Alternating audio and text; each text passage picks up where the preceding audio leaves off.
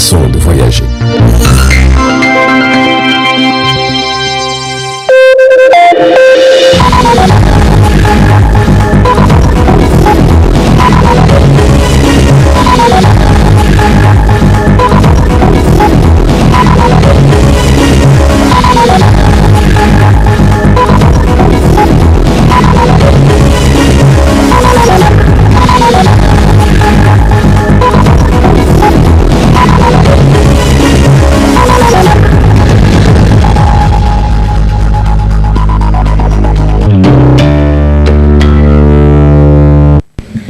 Nous sommes dimanche 25 avril 2021. Messieurs, dames, bonsoir et bienvenue à cette grande édition d'information consacrée à la rétroactualité de la semaine et bonne rupture de jeûne. Cela dit, poursuite des travaux en séance plénière de la première session ordinaire au titre de l'année 2021. Une session au cours de laquelle les parlementaires ont ratifié de projets de loi portant prorogation de l'état d'urgence sanitaire et l'accord du financement du projet de Kandaji. C'était sous la présidence du président de l'Assemblée nationale, El Hadji Seni Oumarou. Les temps forts avec Hessa Adamou et Ibrahim Kanté. Après l'adoption du compte-rendu sommaire de la séance précédente, les parlementaires ont ratifié deux projets de loi. Le premier portant sur la prorogation d'état d'urgence sanitaire sur toute l'étendue du territoire de la République du Niger. Après le vote d'ensemble, les résultats se déclinent ainsi que suit. 91 voix pour, 29 contre et 0 abstention. C'est ainsi que le commissaire du gouvernement, le ministre de la Santé publique, a saisi l'occasion pour revenir sur ce projet et la question sanitaire au Niger. Les questions qui ont été posées tournent autour des raisons de cette prorogation. Et ces raisons qui étaient d'actualité et continuent aujourd'hui à être d'actualité, parce que la maladie sévit au Niger et à la date d'aujourd'hui, le dernier bilan fait état de plus de 5000 cas positifs, dont plus de 4000 guéris, et nous avons à la date d'aujourd'hui 191 décès. Donc c'est un motif en tout cas de satisfaction pour nous, en tout cas gouvernement, de la ratification de cette ordonnance. Les avantages, ça va permettre de continuer la lutte contre cette pandémie. Ça va permettre de mettre en tout cas les agents de santé qui sont aujourd'hui les soldats en matière de lutte contre cette pandémie. Ça va les mettre en sécurité vis-à-vis de la loi. Ça va leur permettre de continuer à confiner tous les cas contacts. Ça va leur permettre de prendre en charge tous les cas. Et ça va permettre de prévenir, en tout cas, la contamination, la propagation, ou du moins ça va permettre de limiter la propagation de cette maladie. Le deuxième projet de loi portant sur l'accord du financement du projet de Kandaji, après le vote d'ensemble, tous les parlementaires présents ont voté en faveur de ce projet, soit 116 voix pour, 0 contre et 0 abstention. À l'issue de ce vote, le commissaire du gouvernement, ministre délégué auprès du ministre d'État des Affaires étrangères, a loué l'esprit de la maturité qui a prévalu au sein de l'hémicycle. Pour sa part, l'opposition n'est pas restée muette face à l'adoption de ce projet de loi. Le paradoxe, c'est que ce n'est pas la loi qui a été votée que nous demandons de proroger. La loi que nous avons votée, c'était l'état d'urgence sanitaire. Contrairement à celui-là qui est juste un état d'urgence pour 3 mois. Nous avons estimé à l'opposition que ce n'est pas le projet de loi que nous avons eu à adopter au cours de la législature passée, qu'on nous présente maintenant pour prorogation. Et naturellement, on ne peut pas loi qu'on n'a jamais adoptée. Voilà la raison pour laquelle le premier projet de loi a été voté non par l'ensemble des députés de l'opposition. Enfin, notons qu'après l'examen de l'ordre du jour, le président de l'Assemblée a notifié que les travaux en séance plénière reprendront le jeudi 22 avril 2021 avec comme ordre du jour élection des membres de la Haute Cour de justice. Le Tchad a rendu un dernier hommage au président Idrissa Déby Itno le vendredi 23 avril dernier.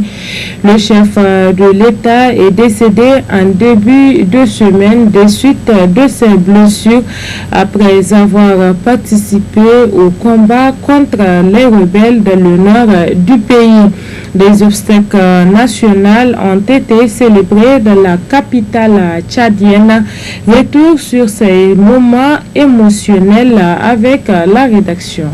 Il était 9h30 GMT quand le cercueil dans lequel repose Idriss Déby Itno, monté sur le plateau d'un pick-up, drapé du drapeau national du Tchad et entouré de soldats de la garde présidentielle, est arrivé à la place de la nation. L'émotion était forte ce matin du 23 avril 2021. Les larmes coulaient sur certains visages. Les Tchadiens rendent en effet un dernier hommage au président maréchal Idriss Déby Itno, décédé le 20 avril dernier des suites de ses blessures dans les combats avec les rebelles. Il avait dirigé le pays pendant 30 ans et venait d'être réélu pour un 6e mandat. Plus d'une dizaine de chefs d'État étrangers ont fait le déplacement sur N'Djamena, parmi lesquels le président nigérien Mohamed Bazoum, le français Emmanuel Macron, seul président occidental présent. Ceux des 4 autres pays du G5 Sahel, forces militaires anti-djihadistes épaulées par la France.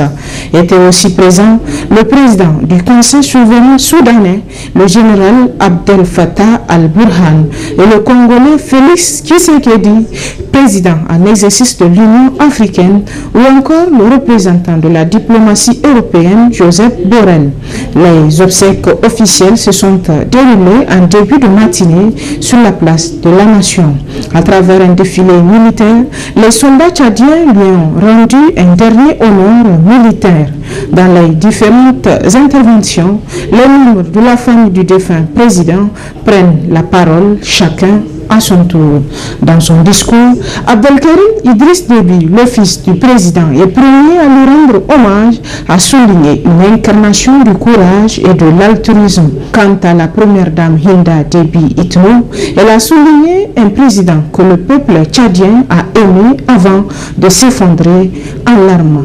Mohamed Idriss Déby, fils de l'ancien président et nouvel homme fort du pays à la tête d'un conseil militaire de transition, s'est aussi recueilli devant le cercueil de son père en se mettant au garde à vous.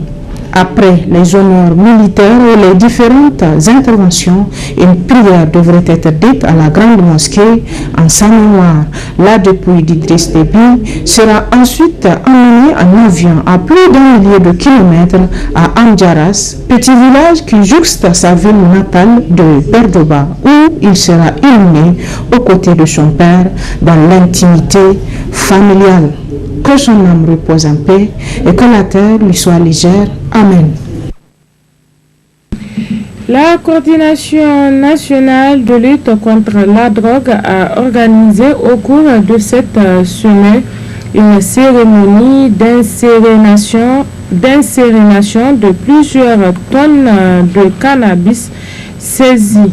C'était en présence de plusieurs personnalités de marque, dont le procureur de la République, le ministre de la Justice, garde des Sceaux, le directeur général de la police, le ministre de l'Intérieur et autres membres du gouvernement. Suivant l'intervention du directeur de la coordination nationale de lutte contre la drogue. L'abus des substances illicites et des drogues constitue un sujet de préoccupation croissant depuis plus d'un demi-siècle pour la communauté internationale au regard des dégâts causés par les drogues illicites sur les individus et les sociétés et ses importantes répercussions sur la paix, la sécurité et le développement. La journée internationale de lutte contre l'abus des substances illicites et des drogues est considérée comme la réponse au problème mondial de la drogue, en ce que en cette seule journée, ce sont d'importants tonnages de substances illicites et de drogues dont les procédures judiciaires les concernant sont terminées, qui sont incinérées. Ces procédures sont souvent longues avant leur aboutissement, posant ainsi l'épineuse équation de la conservation et de la garde des substances illicites et des drogues saisies. La longue conservation des saisies comporte de gros risques. Des risques pour celui qui a la garde, notamment d'être démarché par le cartel ou que le produit soit volé. Pour prévenir ces divers risques, l'ordonnance numéro 99-42 du 23 septembre 1999 relative à la lutte contre la drogue au Niger a prévu des palliatifs.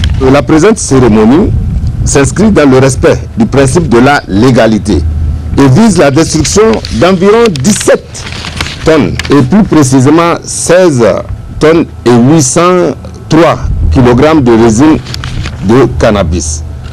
Monsieur le ministre, permettez-moi de profiter de cet instant pour faire un plaidoyer au profit de la Commission nationale de coordination de la lutte contre la drogue, créée par le décret 99-277 PMMJ du 17 août 1997. Cette commission est prévue par l'article 80 de l'ordonnance du 23 septembre relative à la lutte contre la drogue.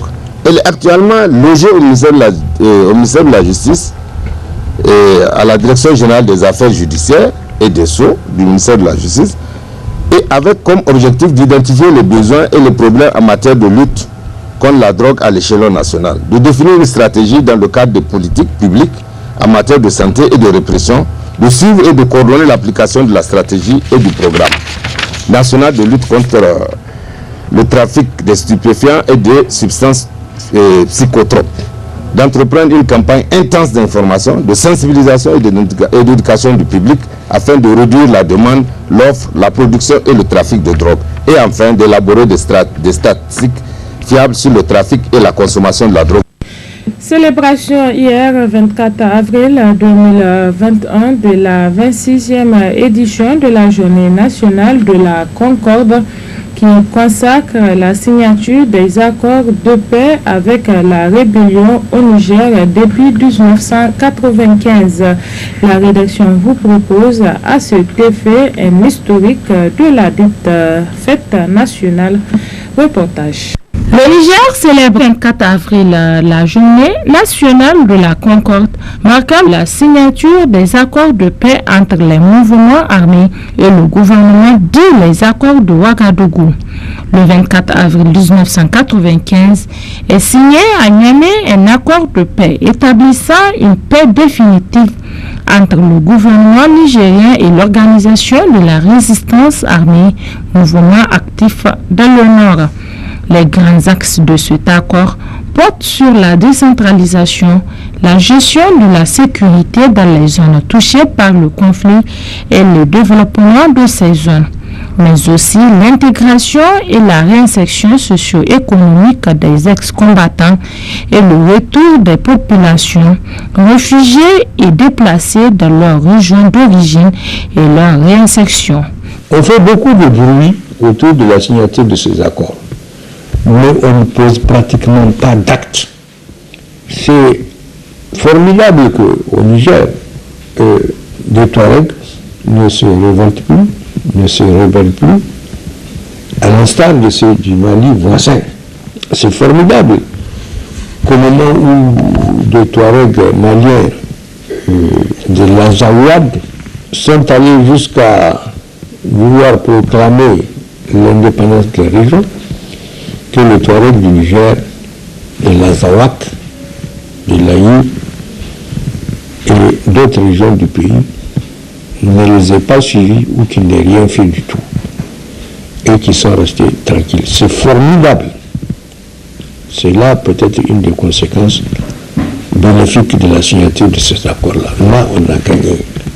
Cette journée de la Concorde devra être mise à profit par les Nigériens pour pincer les plaies ouvertes par certains politiciens peu soucieux de la préservation de l'unité nationale. Vivement la journée du 24 ou du 25 avril 1995, vivement la fête de la Concorde, comme on l'appelle, parce que c'est même nous qui avons instauré cette fête de la Concorde en 1995, après la signature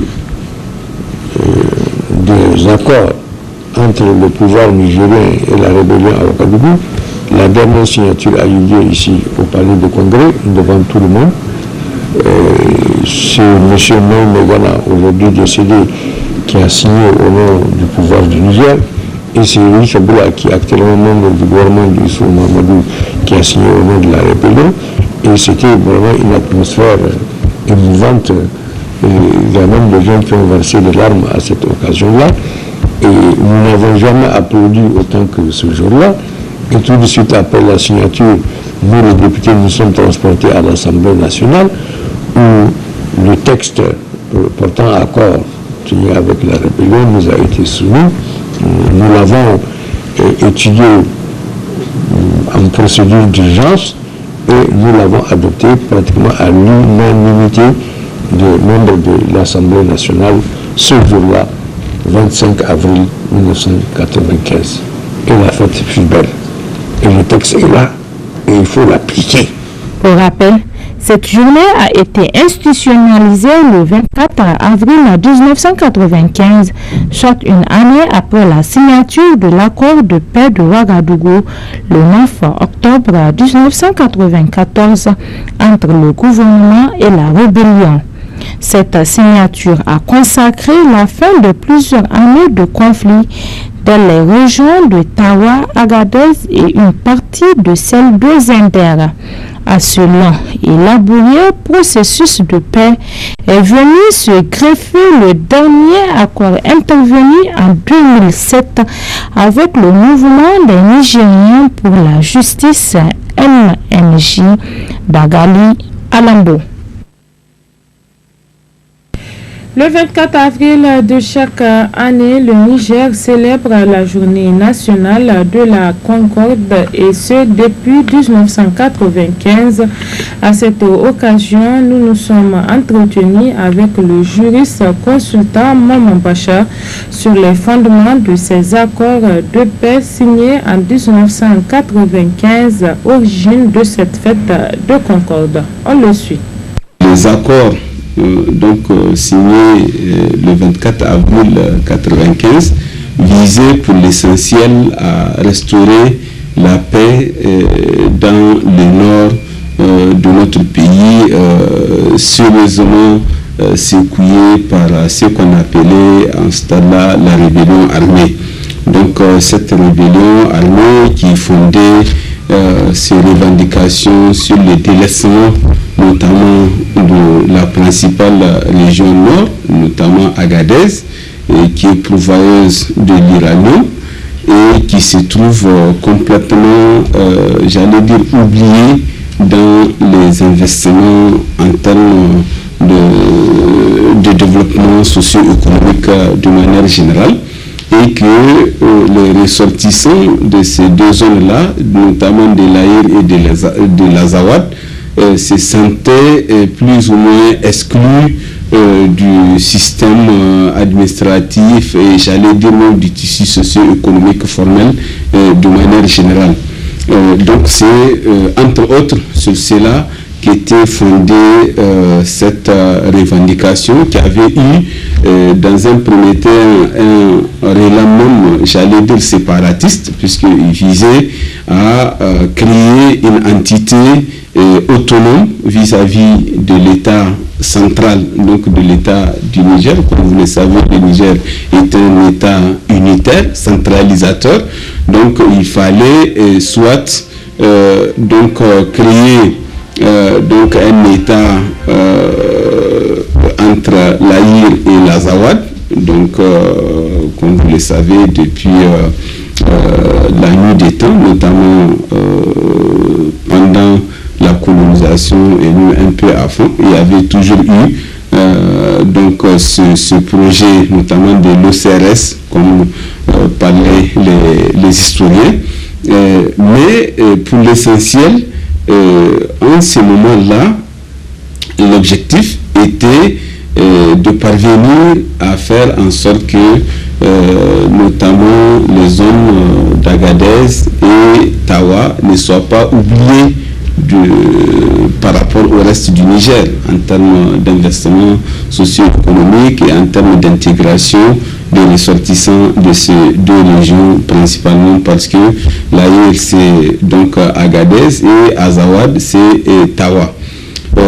Donc, chemin faisant, les différents gouvernements qui se sont succédés, chacun en ce qui le concerne et à sa manière, selon les moyens dont il disposait, a voulu justement faire en sorte que ces revendications-là puissent être prises en compte sans pour autant remettre en cause l'État. La suite de cette rétrospective de la semaine, cérémonie d'inauguration couplée au baptême des infrastructures routières de la ville de Niamey, baptisée par le président de la délégation spéciale de la ville de Niamey. Compte rendu Zainab Gagara et Abdoumouni Abdraman. Dans le cadre du programme de la modernisation de la ville de Niamey, à travers le programme Niamey-Niala, les autorités de la 7e République n'ont pas oublié les illustres disparus en baptisant les places aménagées, ronds-points et les échangeurs à leur nom pour honorer leur mémoire.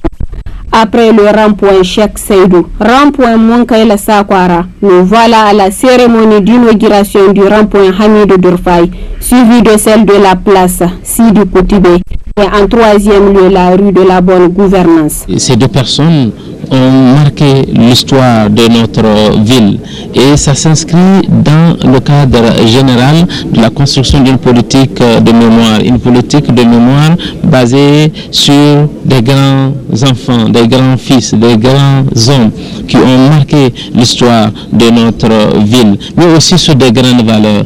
Des grands enfants, il y a Hamidou Dourfaï. Hamidou Dourfaï a marqué donc la vie de la capitale à travers les Samarias, mais à travers plusieurs réalisations.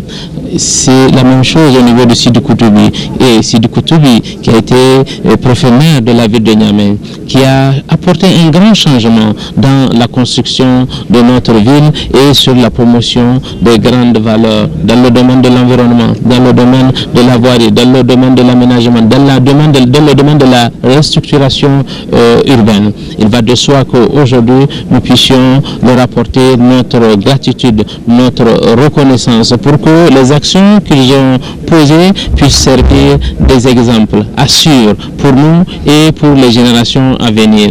Nous avons également baptisé la rue de la bonne gouvernance. Cela rentre dans les grandes valeurs que les plus hautes autorités de notre pays sont en train de défendre et de faire la promotion. La bonne gouvernance administrative, la bonne gouvernance financière. Nous avons à cet endroit des grandes institutions, les plus grandes institutions de l'État qui sont placées. Nous devons leur donner beaucoup plus de lisibilité, favoriser l'amélioration de leur cadre de travail et avoir une marque dans la ville de Niamey sur ce sujet de la bonne gouvernance pour que nous puissions nous en rappeler tout le temps et que cela puisse être une pratique, que cela puisse être une attitude, cela puisse être un comportement de tout un chacun. Les familles de ces illustres disparus n'ont pas manqué de montrer leurs sentiments en ce jour. C'est une bonne chose que les autorités et surtout le gouvernement commencent à se pencher sur la vie de ces grands hommes qui ont participé à l'émergence de la culture et aussi du développement socio-culturel de notre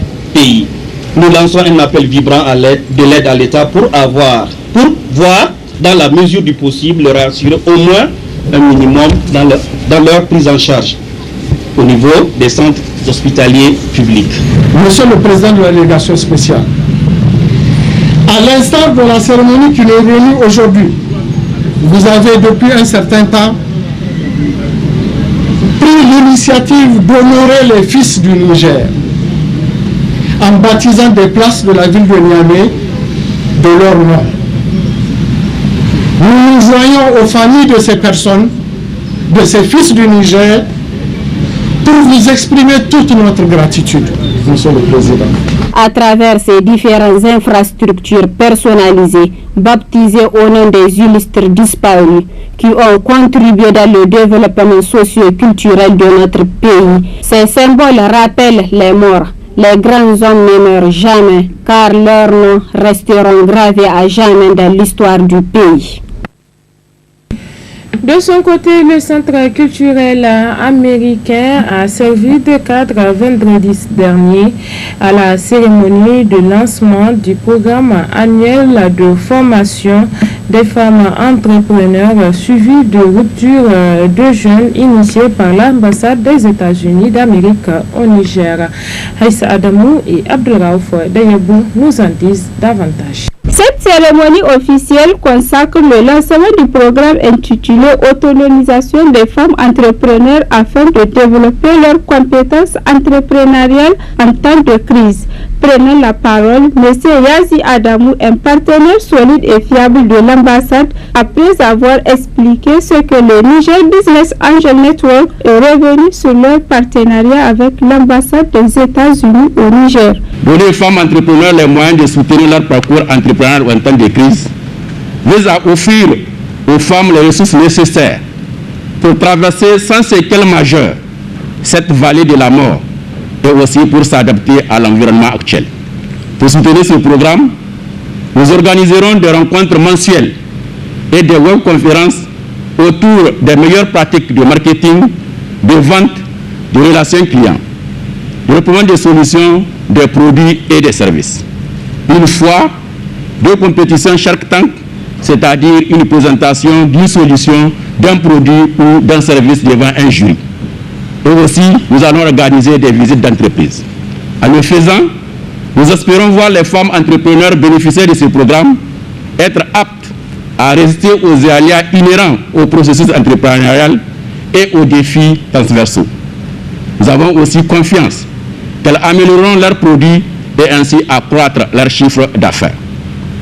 Nous voulons ici remercier notre collaboration non seulement avec l'ambassade des États-Unis, mais aussi l'appui que AgriProFocus nous a accordé tout au long de ce processus par le renforcement des capacités, des opportunités d'accès au marché et l'accompagnement dans le processus de certification des femmes de ce groupe qui sont dans le secteur agroalimentaire. Quant au directeur de la diplomatie publique, il a remercié les invités avant de procéder à l'ouverture de la dite cérémonie. Je suis émerveillé de votre talent et j'hâte de voir votre sens et goût des affaires grandir. J'ai également hâte de voir comment chacun d'entre vous contribuera à stabiliser l'économie du Niger. Ce soir, alors que nous célébrons le mois sacré de Ramadan, continuons de travailler pour le pays. Pas seulement ce mois-ci, mais tout au long de l'année. Gardons l'esprit de Ramadan dans nos cœurs, rendre service aux autres, compassion et solidarité, alors que nous poursuivons des objectifs communs et que nous veillons à ce que le Niger se lève. Notons au cours de cette cérémonie une vidéo présentant un grand nombre du personnel de l'ambassade des États-Unis pour présenter de meilleurs vœux collectifs a été projeté. À la fin de la cérémonie, l'ambassade des États-Unis au Niger a offert une rupture collective. Le gouverneur de la région de Niamey et plusieurs autorités ont visité certains établissements primaires de la commune 1. Objectif échanger avec les élèves et enseignants sur la sécurisation des écoles. Ramat Oumarou sur les images de nos confrères de la télévision Canal 3 Niger.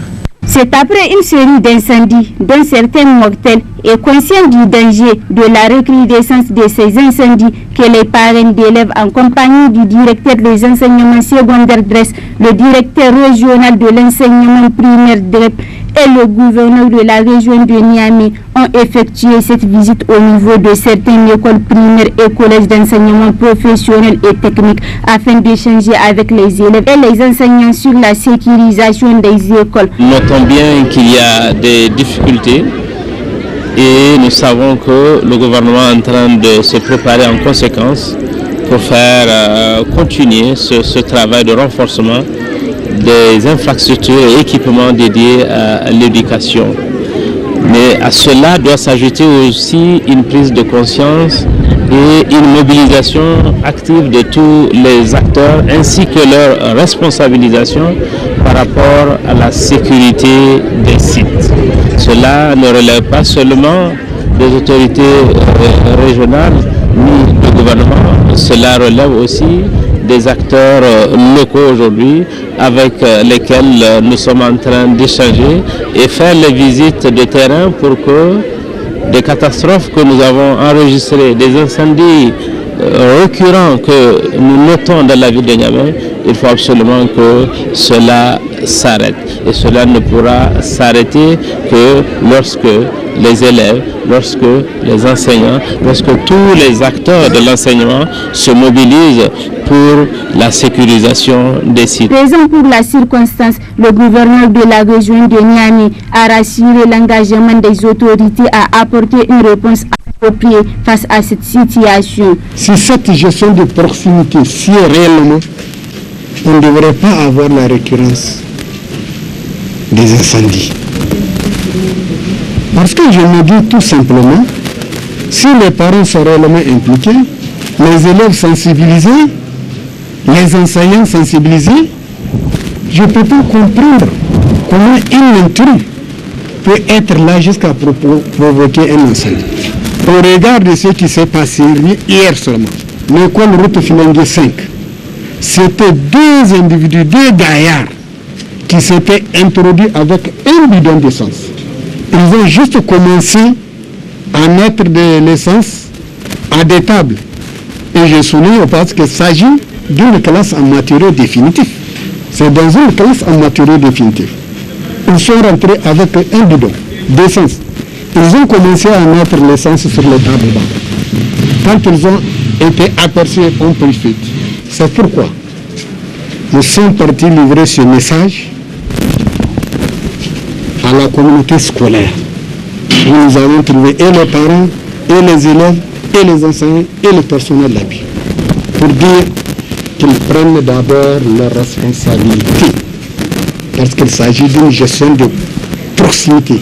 Pour une bonne sécurisation des établissements scolaires, plusieurs mesures idoines sont prises par les autorités en place. Il faudrait aussi et surtout mettre fin à la construction des classes en paillotes au vu du danger que celles-ci représentent pour les élèves et leurs enseignants. Pour rappel, 34 classes en paillotes sont parties en fumée en espace d'une semaine dans la 4e arrondissement communal de Niamey.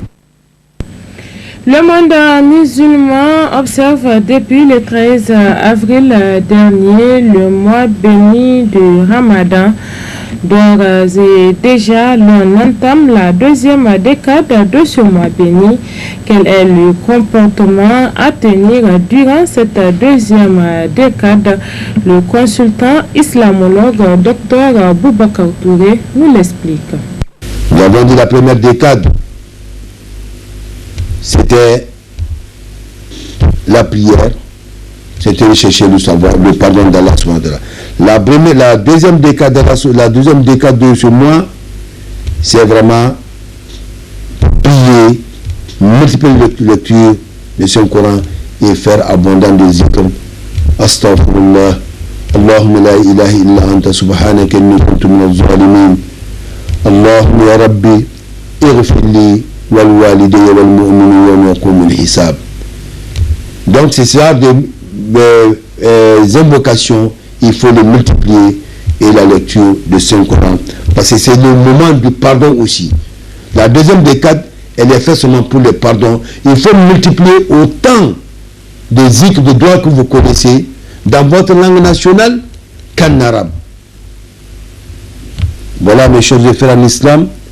La deuxième décade, c'est non seulement le moment de la prière, le moment de faire beaucoup de zikr pour que Allah pardonne tous nos péchés durant ce mois.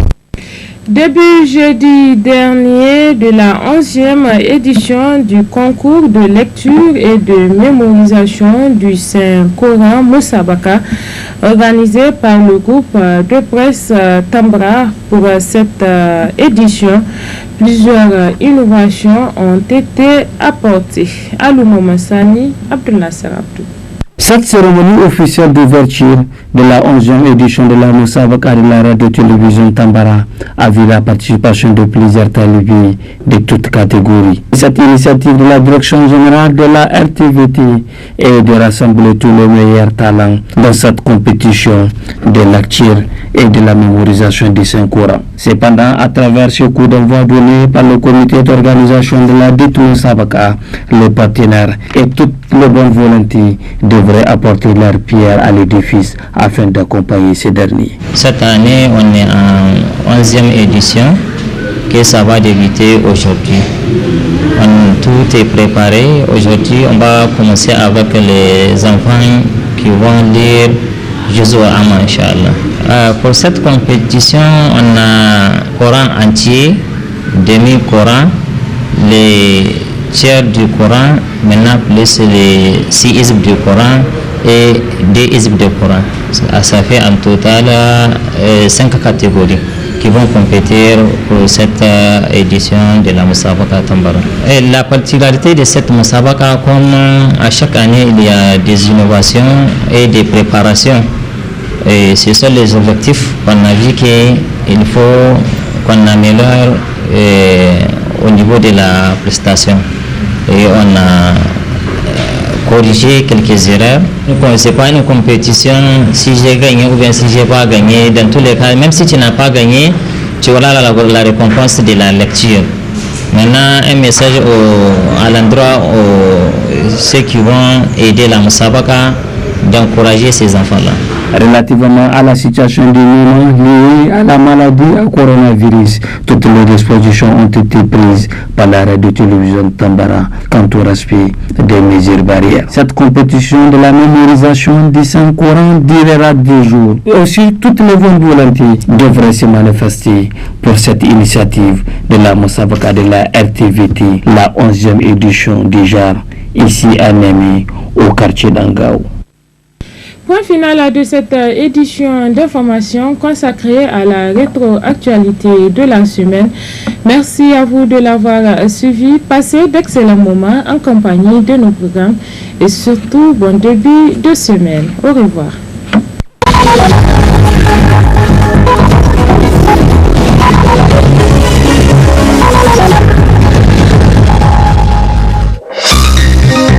Ce journal vous a été présenté par STM Transport Voyageurs.